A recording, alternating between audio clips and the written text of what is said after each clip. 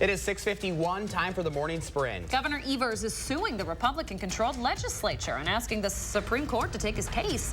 Evers says the legislature is obstructing basic government functions. He's citing their refusal to sign off on previously approved UW employee pay raises. Legislative leaders say they won't sign off until UW cuts millions in funding from diversity programs. A live look at the state capitol right now. Lawmakers are discussing bills related to changing elections procedures. People gave testimony on bills regarding elections procedures, like when workers can start counting ballots and how people can watch workers do the job. State Democrats are looking to pass 4 new health bills. 2 of them would make prescription medication cost less. The third looks to provide insurance coverage for tens of thousands who don't have health care. And the final bill would create a public option to allow people and small businesses to buy health care from the state, kind of like Badger Care Plus. White House officials are asking every school across America to keep medication used to reverse an overdose on hand. The White House also asking that students and faculty be trained in using naloxone nasal spray.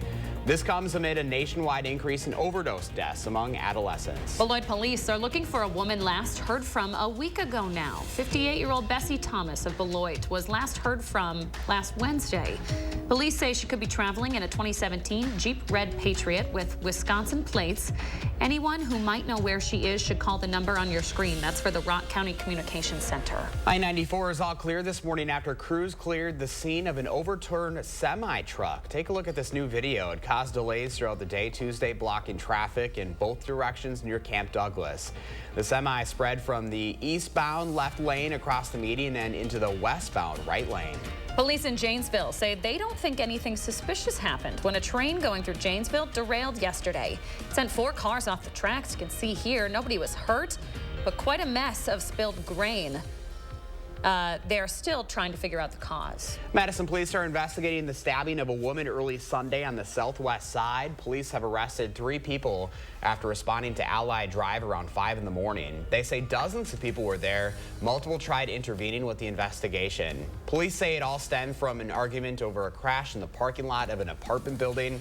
The woman's injuries are not life-threatening. Officials at UW-Madison say social media posts about an anti-Israel protest outside of a Jewish center are significantly exaggerated. A post on X from a former NRA spokesperson and conservative commentator claims protesters outside of UW-Hillel used anti-Semitic slurs and then cut up and trampled an Israeli flag. Both the student organization and the university say that didn't happen. Dozens of Palestinian civilians are feared dead this morning after the Israeli Defense Forces struck a refugee camp in northern Gaza. Eyewitnesses of the strike describing the horrific scene, saying children were carrying other children. New video shows people digging through rubble for survivors. The IDF says its airstrike targeted and killed one of the Hamas commanders responsible for the October 7th attack. Breaking this morning, foreign passport holders were seen entering the Rafah crossing from Gaza to Egypt. These are the first travelers to do so since the war between Israel and Hamas began. They're able to leave the Gaza Strip this morning. A Qatari brokered deal between Israel, Egypt, and Hamas could lead to the release of up to 500 foreign nationals from Gaza. None of those crossing are believed to be American. Meanwhile, back home, FBI Director Christopher Wray says the risk of a terror attack on U.S. soil is at a level we haven't seen since the emergence of ISIS. Wray says domestic terrorists could target Jewish and Muslim communities. This comes as the FBI's terrorism unit arrested a Cornell student for making violent anti-Semitic threats on campus. New overnight, Donald Trump Jr. is expected to testify today in the fraud trial against his father.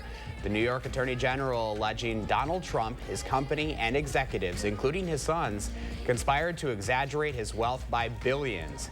Eric Trump will testify tomorrow. A trial is underway in Denver on whether to keep former President Trump's name on the ballot there. 4 Republican and 2 independent voters trying to get him off. They say he's ineligible under the 14th Amendment, which says you can't hold office if you engage in an insurrection after pledging to uphold the Constitution. Today's the 2nd day of that trial.